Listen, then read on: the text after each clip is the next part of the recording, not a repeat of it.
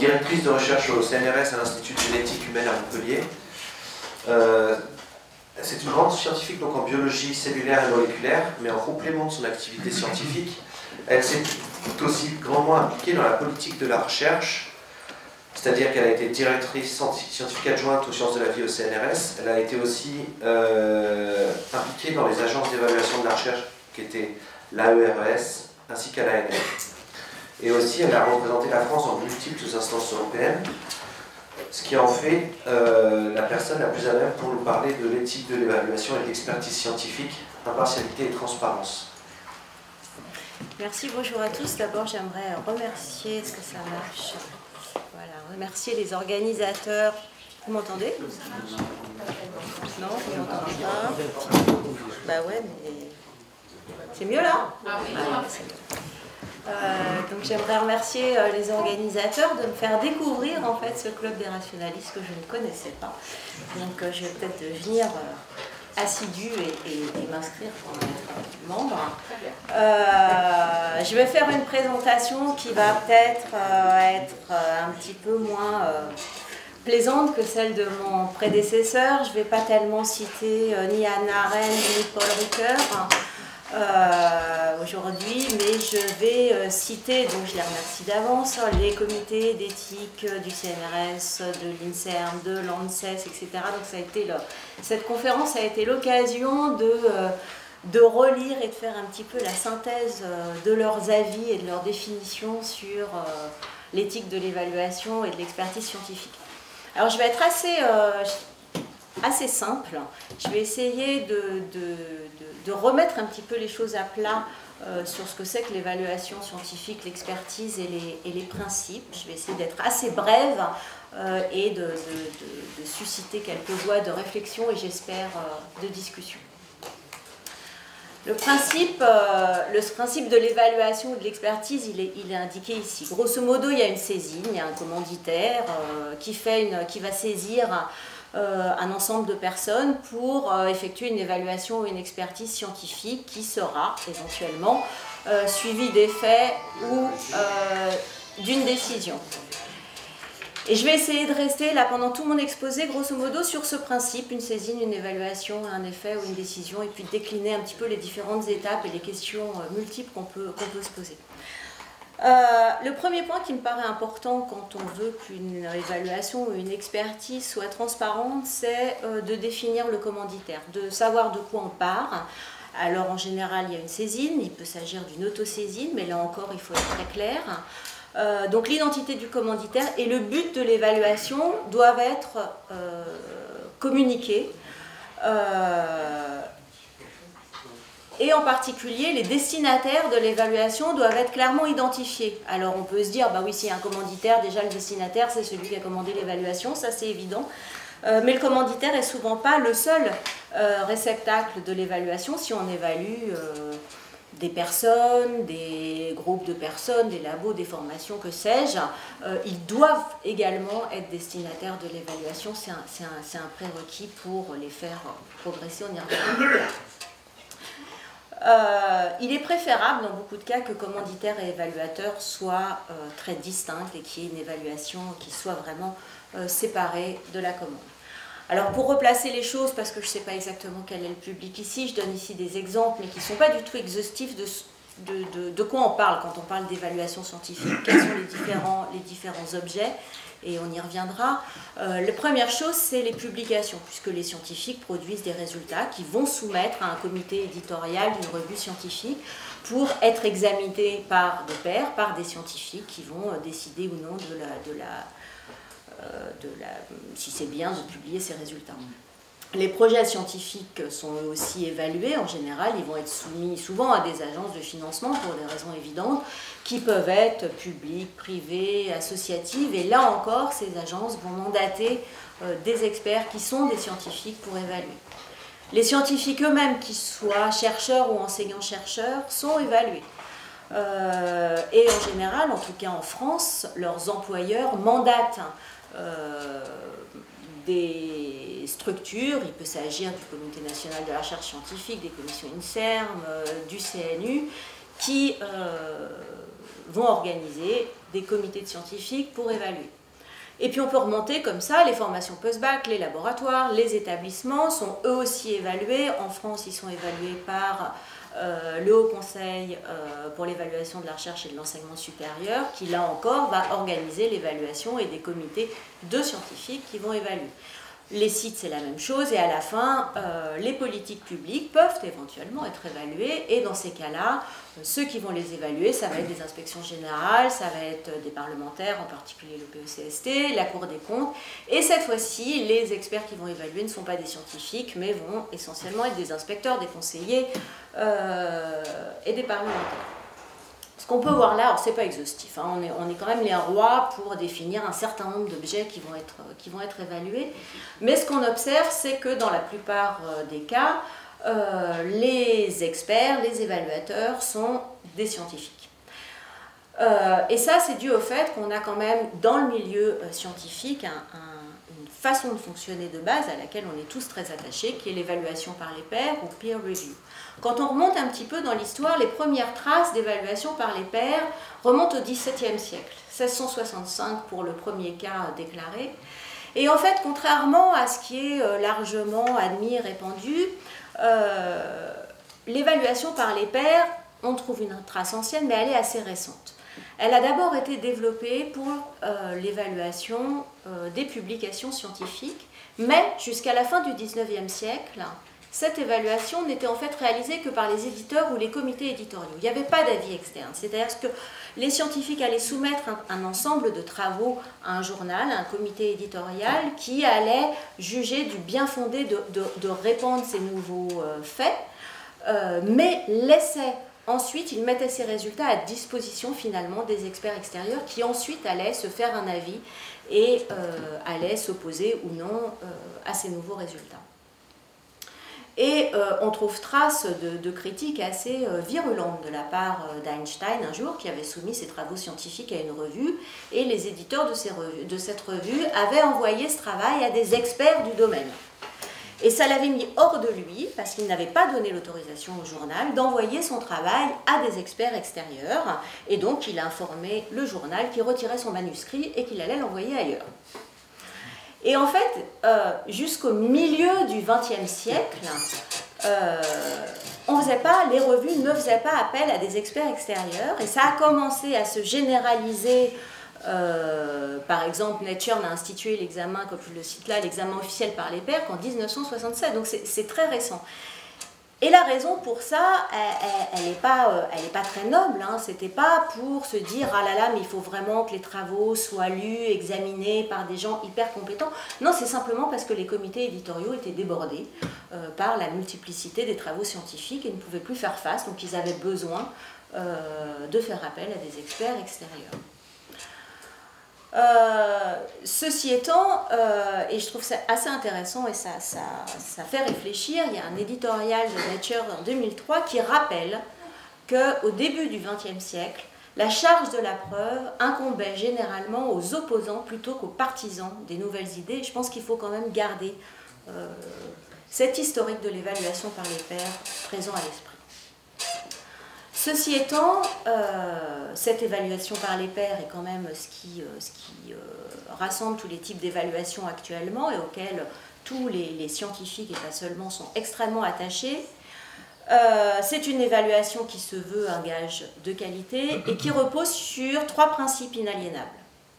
La compétence, sont l'expert, hein, des experts, je n'en reparlerai pas. La probité de l'expert, l'intégrité de l'expert, je ne développerai pas ce point ici. Je pense qu'il y a eu assez de points qui ont été dits. Et ce que je développerai plus particulièrement, l'impartialité de l'expert ou du groupe d'experts. L'impartialité, elle va reposer sur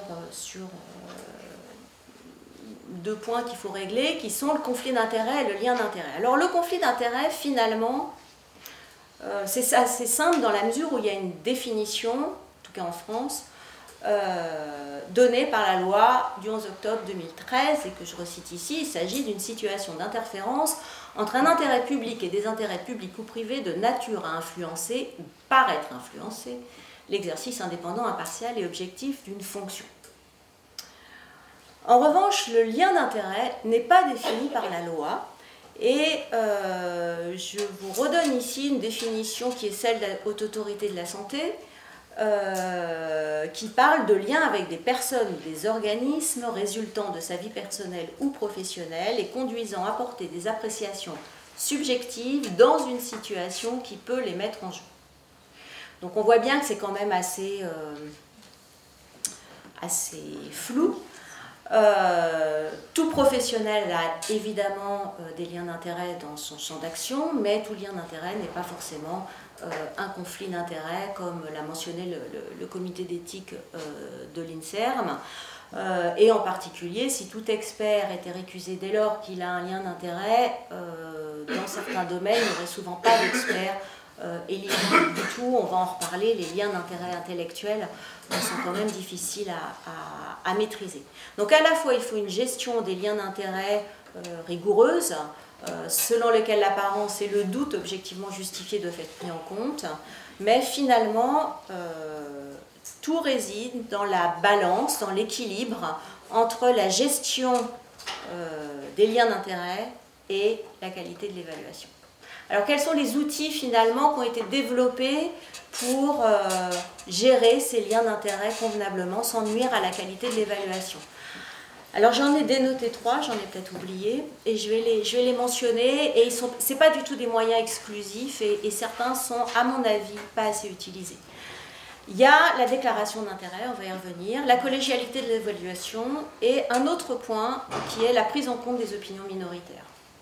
Alors la déclaration d'intérêt, tout le monde voit à peu près de quoi il s'agit. Il y a un certain nombre d'avantages qui vont être la transparence, c'est-à-dire que l'expert ou l'évaluateur va déclarer à l'instance qui veut l'employer un certain nombre de liens d'intérêt. Moi, son avantage majeur que je trouve, c'est que c'est une action déclarative, mais qui peut être extrêmement vertueuse, dans la mesure où si la déclaration est bien faite, on va guider l'expert dans tout ce qui peut être un lien d'intérêt et dont il n'a pas forcément conscience.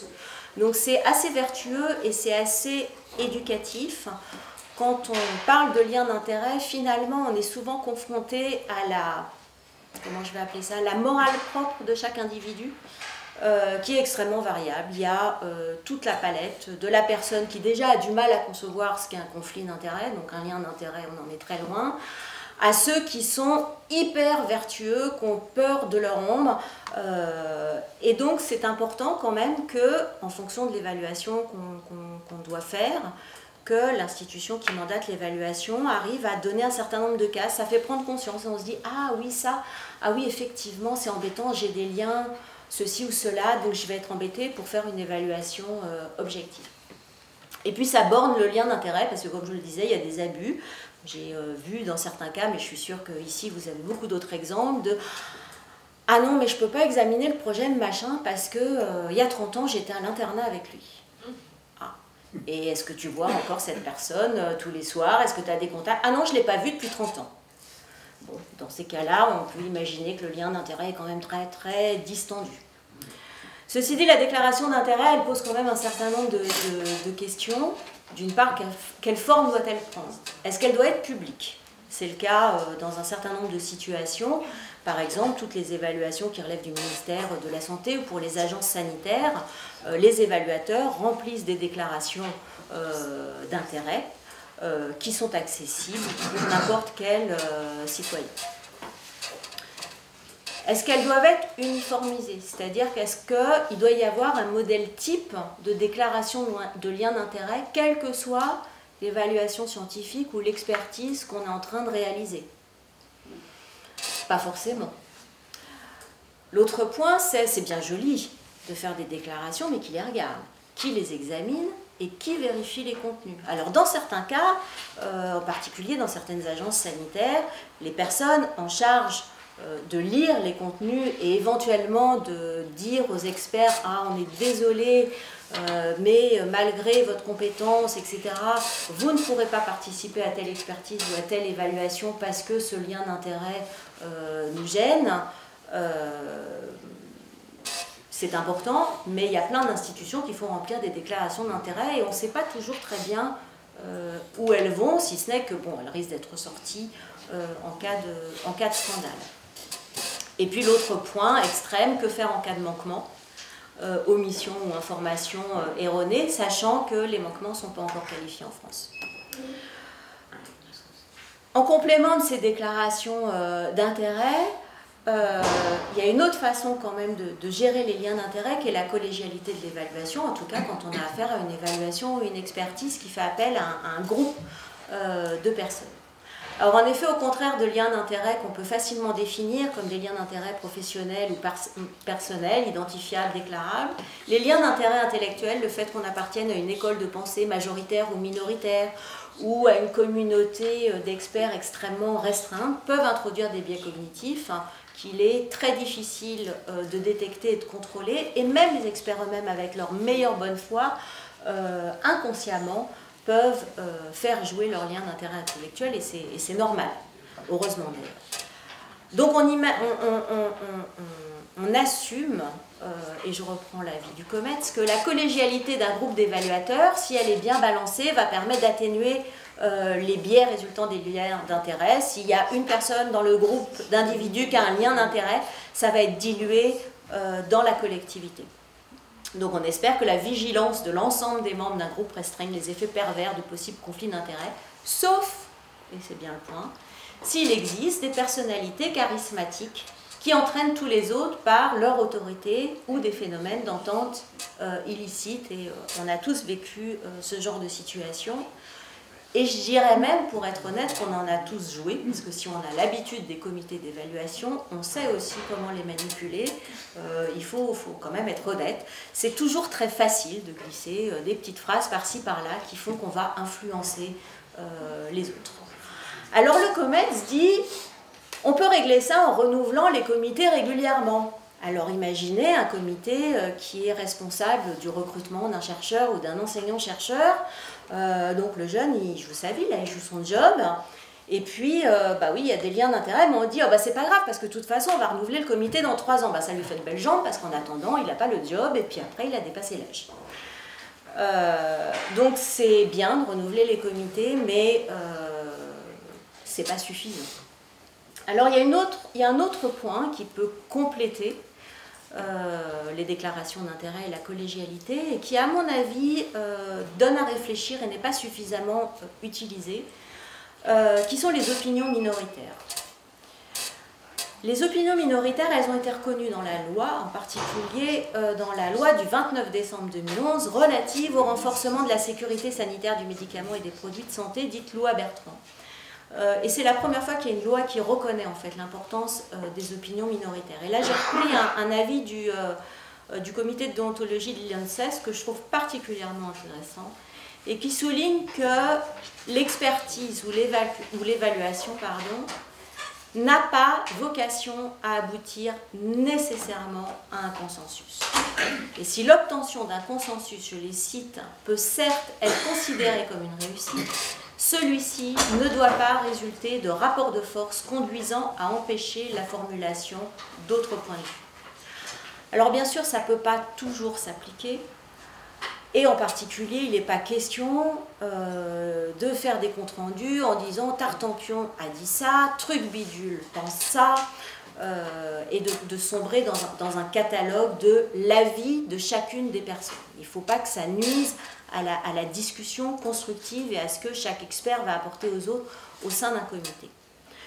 Ceci dit, reconnaître au moins la contradiction et autoriser la publication d'avis minoritaires dans un certain cas, en particulier quand il s'agit d'émettre des recommandations, ça peut, renforcer la transparence de l'évaluation, ça peut renforcer la portée d'un consensus, parce que si les évalués ou les commanditaires d'une évaluation savent que les avis minoritaires peuvent être reportés et qu'il n'y en a pas qui sont reportés, qu'il y a un consensus, à ce moment-là, on sait vraiment qu'il y a eu une unanimité à travers les membres, et ça renforce vraiment la portée du consensus, et les gens à qui ça s'adresse peuvent se dire « Ah bah oui, quand même, il faudrait peut-être les écouter, parce que là, ils ont vraiment l'air tous d'accord. » Ça respecte le travail des évaluateurs, et à mon avis, ça affirme effectivement leur impartialité. Et l'autre point, c'est que ça permet, parce que des évaluateurs, c'est quand même des êtres humains, ils ont beau être d'accord, c'est pas pour ça qu'ils ont raison. Et je crois qu'il faut quand même, il faut objectiver le doute, mais le doute est toujours là, et heureusement. Et ça me paraît important de pouvoir, dans un certain nombre de cas, proposer aux évalués et aux commanditaires différentes alternatives, puisque, et on y reviendra, l'évaluateur ne décide pas. Donc de proposer des alternatives quand effectivement le consensus n'a pas été atteint peut régler un certain nombre de liens d'intérêt, donner de la transparence et surtout, comme je le disais, réaffirmer l'impartialité. Si je reprends mon petit schéma, une évaluation ou une expertise vont être utilisées pour être suivies des faits. Or, la décision post-évaluation ou la gestion des risques, qui va suivre sur une expertise qui fait de l'évaluation de risque, cette décision, elle est basée effectivement, elle va utiliser des avis scientifiques émis par l'évaluation et l'expertise, mais elle va faire intervenir des considérations qui n'émanent pas de l'évaluation et qui peuvent être des considérations économiques, pragmatiques, de faisabilité ou des choix politiques. Donc, par définition, c'est pas transparent et c'est soupçonnable. Et c'est pour ça qu'il est crucial d'avoir toujours à l'esprit qu'il faut séparer des instances d'évaluation et des instances de décision. C'est ça qui conditionne l'impartialité et la légitimité de l'évaluation. Et je vais y revenir plus tard à travers un certain nombre d'exemples. Il y a souvent, malheureusement, de plus en plus de confusion à la fois des évaluateurs et des commanditaires qui brouillent un petit peu les cartes entre l'évaluation et la décision.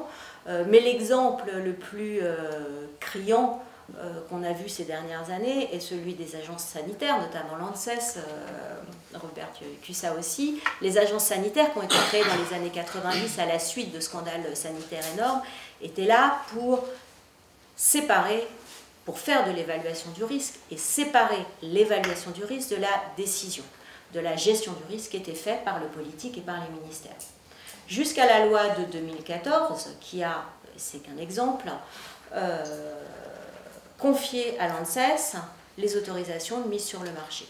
Donc là, on demandait à une même institution de faire de l'évaluation de risque et de la gestion du risque. Et malgré tous les efforts qui peuvent être déployés pour rendre ces deux activités étanches au sein de l'institution, avec des directions différentes, des personnalités impliquées complètement différentes et disjointes, n'empêche que, on n'a jamais entendu parler autant de l'ANSES dans les médias que depuis que l'ANSES est obligé de délivrer les autorisations de mise sur le marché, et on mélange la décision qui est prise avec ce qu'il y avait dans l'expertise et dans l'évaluation.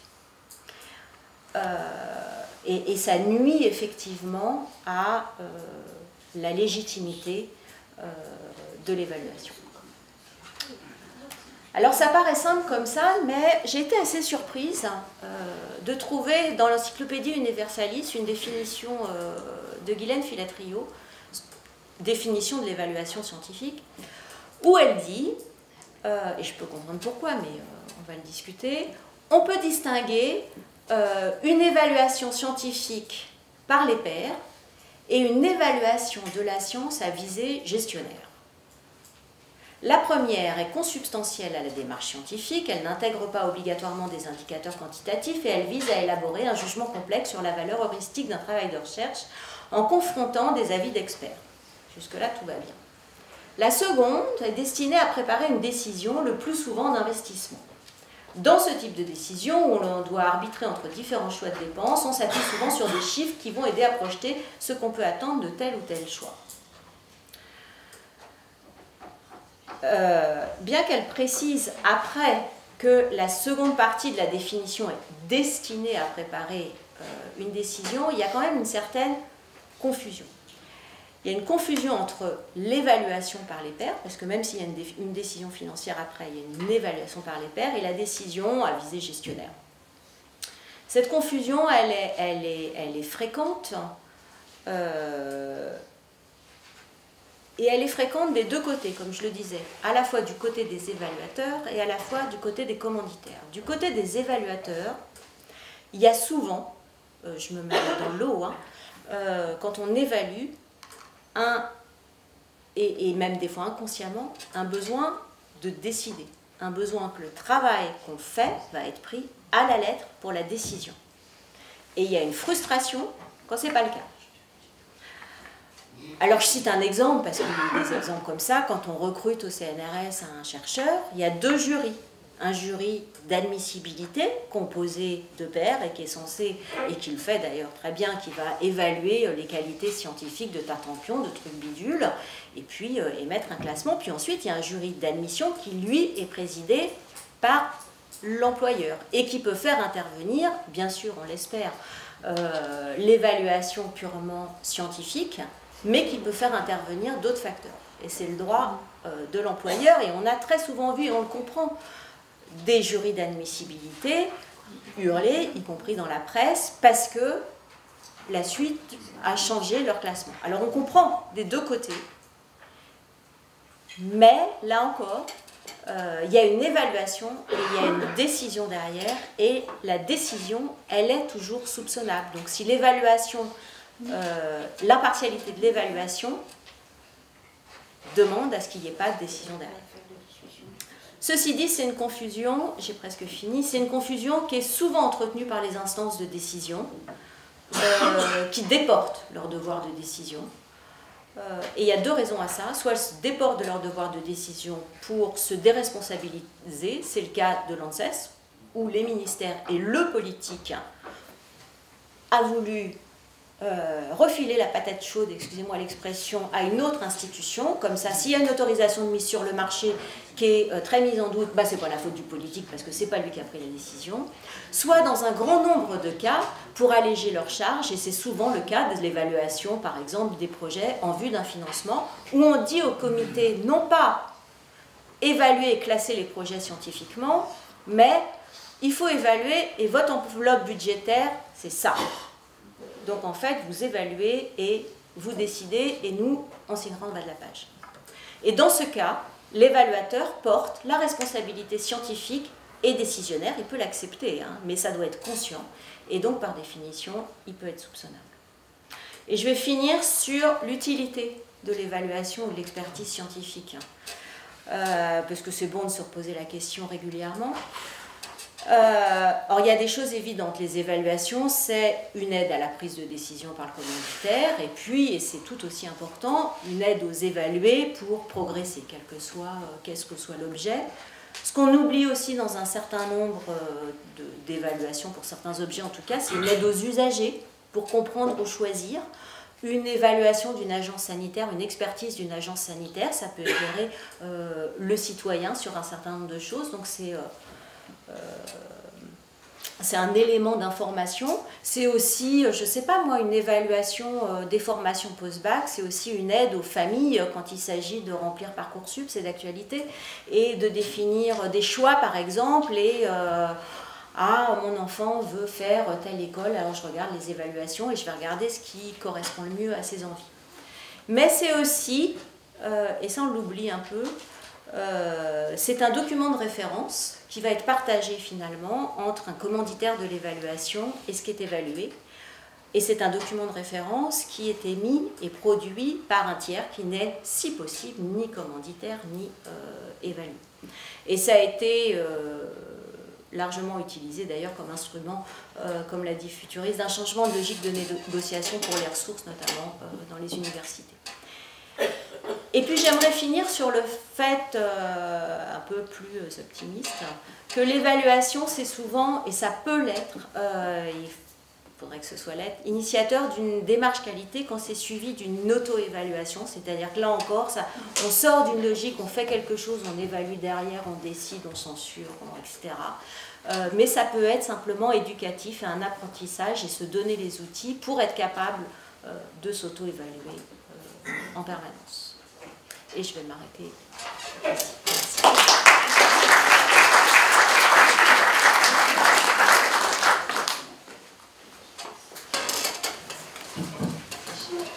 Merci pour votre mise au point, très intéressante. Tu m'as appris en particulier que le commentaire par les pairs était finalement assez récent, la science de biologie.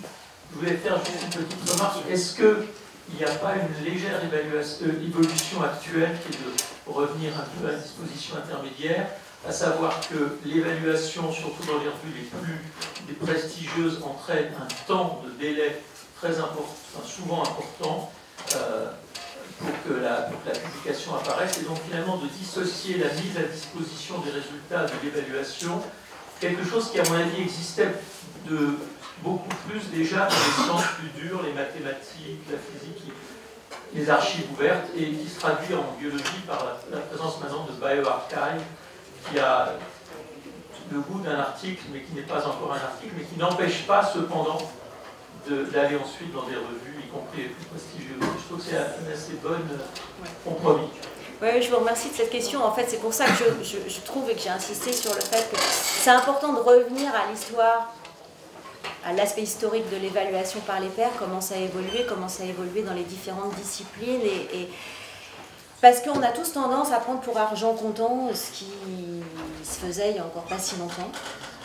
Et ce qu'on voit, ce que vous citez, ce qu'on voit actuellement, le mouvement actuel de sciences ouvertes, où on finit par se dire, mais finalement, indépendamment du fait que ça prend du temps, etc., il y a des biais énormes qui sont introduits à tous les niveaux par les comités éditoriaux, parce qu'ils vont publier ce qui correspond à leur politique éditoriale, par les évaluateurs qui... finalement, il y a un mouvement qui est de dire pourquoi ne pas remettre en données ouvertes les articles et de publier les commentaires, comme l'ont fait les mathématiciens et comme le font les mathématiciens d'ailleurs. Alors, après, il faut adapter en fonction des disciplines, mais je trouve que la réflexion actuelle doit être aussi éclairée finalement par l'histoire de l'évaluation par les pairs, pour se reposer les bonnes questions, qu'est-ce qu'on en attend et quelle est la meilleure mise en œuvre possible.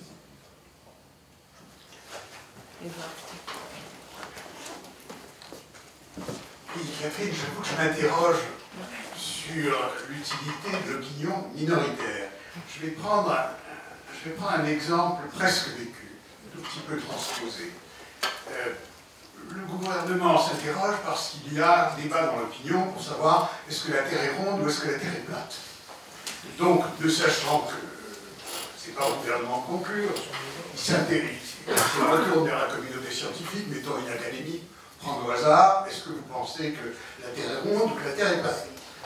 L'académie se réunit en question, écoute les arguments, tout le monde a le droit de parler.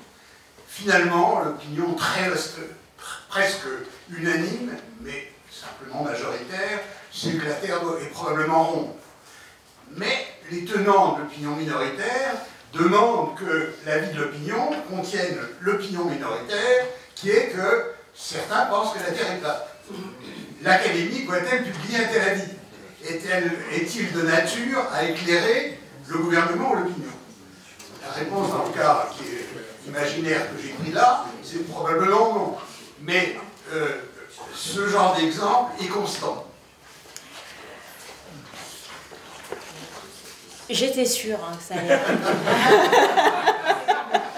Presque.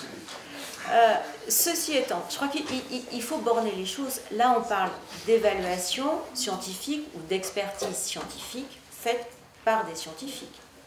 Donc, qui doit obéir à certaines règles, d'obéir simplement, vous le savez bien, quand il s'agit d'émettre des recommandations, on peut avoir des recommandations qui ne sont pas consensuelles. Ça ne veut pas dire qu'on remet en doute le fait scientifique. Et c'est sur les recommandations. Mais je cantonne ça au comité d'évaluation par les scientifiques. Je ne parle pas de l'opinion, donc objectivée par des preuves et par des faits. Mais je ne crois pas non plus que, parce qu'on est un scientifique qui s'appuie sur des faits, comme on l'est tous, on ait toujours systématiquement raison quand on fait des recommandations prospectives. Donc le doute, il me semble que c'est quand même le fondement de la science aussi. Il doit être objectivé et d'avoir des recommandations qui vont toujours... Alors souvent on est obligé de choisir. Si on est dans un comité effectivement qui doit choisir pour distribuer de l'argent, distribuer des postes, etc. Malheureusement, il faut trancher. Donc les opinions minoritaires sont pas forcément de mise. Mais quand il s'agit, par exemple, de faire de l'évaluation de risque, ça me paraît intéressant d'émettre des opinions minoritaires. Et en tout cas... Le risque climatique, puisque c'était ça qui était dans ma question, ouais, n'est pas négligeable. Excuse-moi. Non, je reconnais qu'il n'est pas négligeable, mais de toute façon, tu fais une évaluation, il y a un décideur derrière. Si je peux rebondir, si vous me permettez, de rebondir sur ce que vient de dire, ce que tu as dit, et puis ce qu'a dit aussi Édouard, c'est qu'on pourrait remplacer la prise en considération des minoritaires par la considération que les expertises ne sont jamais blanc noir. Les expertises ont la plupart du temps une marge d'incertitude. Et c'est ça ce sur quoi il faut beaucoup insister. Je prends un autre exemple. Un sismologue, un groupe de sismologues sont consultés sur la probabilité qu'il y ait ou non un séisme en Aquila, bon, c'était il y a quelques années. Bon. Eh bien, si ces experts avaient suffisamment insisté sur la marge d'incertitude qu'ils avaient, ils disaient oui, c'est très probable, mais on ne sait pas parce que voilà, les taux de radon ont donné. Bon.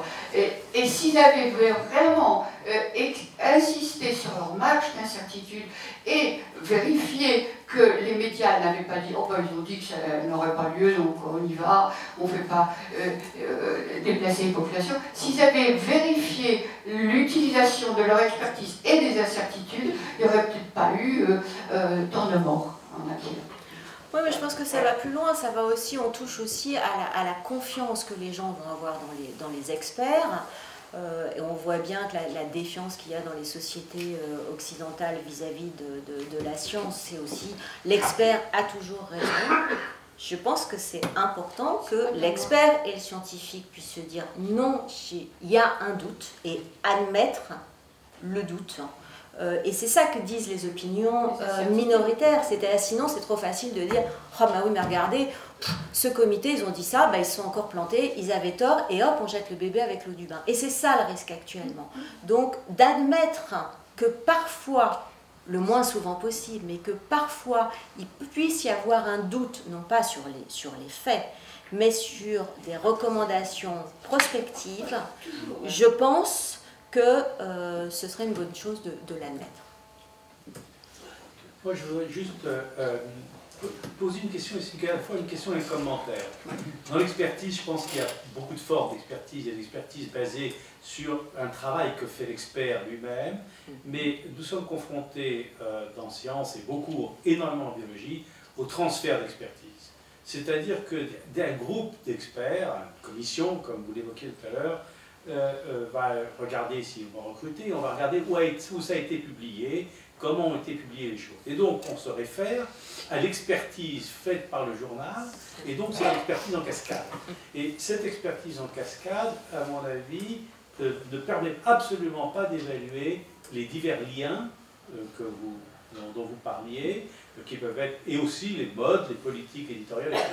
Donc le travail d'expertise est rendu très difficile parce qu'on ne peut pas refaire, et d'autre part parce que la démographie, la population qu'il faut évaluer devient tellement grande qu'on est obligé d'avoir des méthodes qui sont des méthodes dont on voit bien qu'elles sont très éloignées de la véritable expertise. Donc voilà, j'aurais bien aimé avoir votre avis là-dessus. Non, mais je peux qu'aller dans votre sens. Enfin, je pense que c'est le sens de la déclaration de Dora, etc. C'est-à-dire qu'à un moment donné, il faut revenir à la science.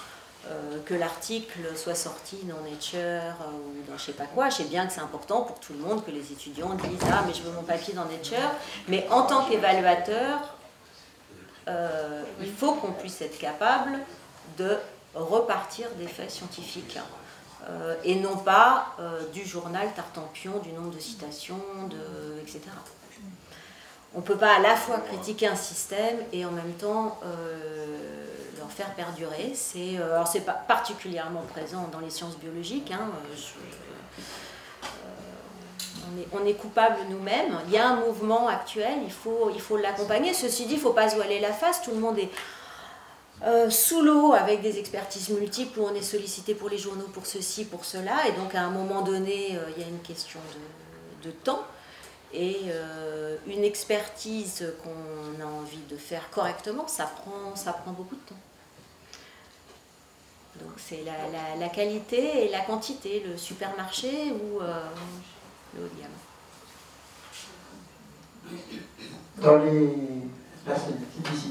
Dans les milieux de médiation scientifique auquel j'appartiens, je suis professeur de physique-chimie de lycée en retraite, et donc les sciences me passionnent toujours, mais mon problème c'est les sciences et le public.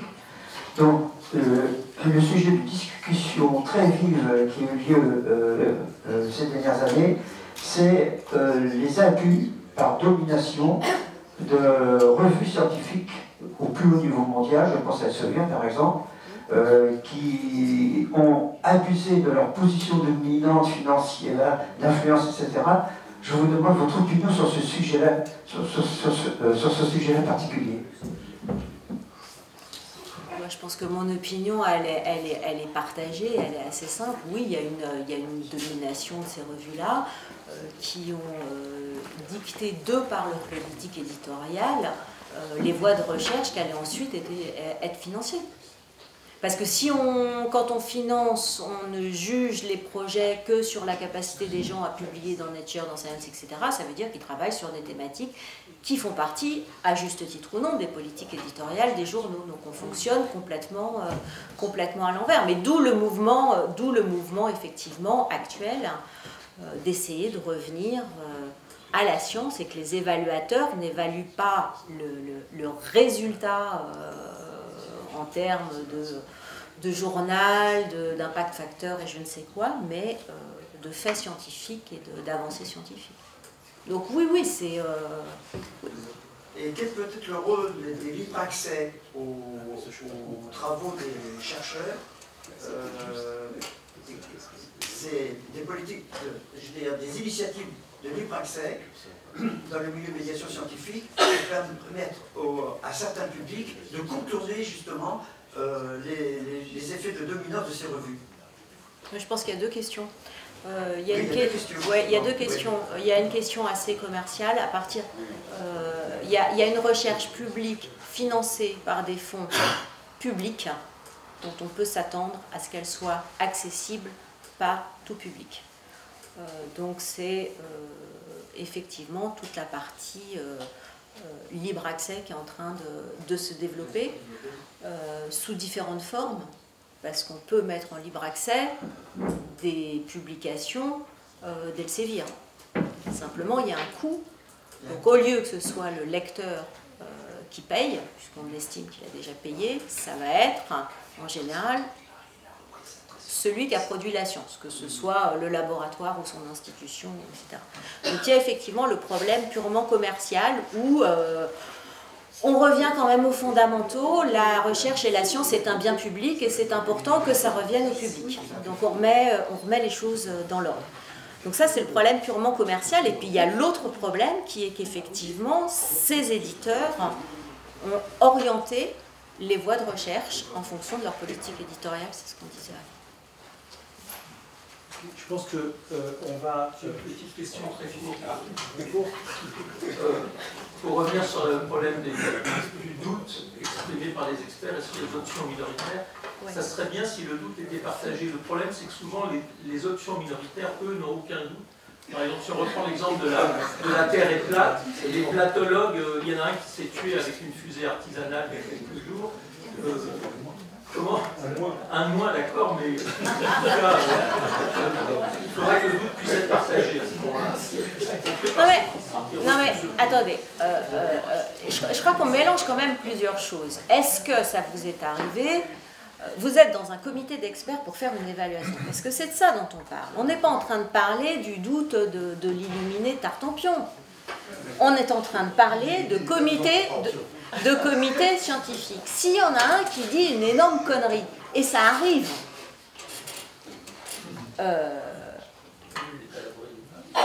Exactement, et on peut tous dire une énorme énormité à un moment donné. On est quand même capable aussi d'entendre nos collègues souvent. Donc il y a quand même une discussion. Émettre des doutes minoritaires, ça ne veut pas dire on enlève toute discussion d'un comité. Il y a une discussion, l'objectif c'est d'essayer d'arriver à un accord, d'échanger les vues, de s'auto-influencer, mais il peut arriver que sur des recommandations prospectives, il n'y ait pas la même vision. C'est quand même deux choses différentes. Ne me faites pas dire ce que j'ai pas dit. Bien, merci beaucoup pour toutes ces réponses.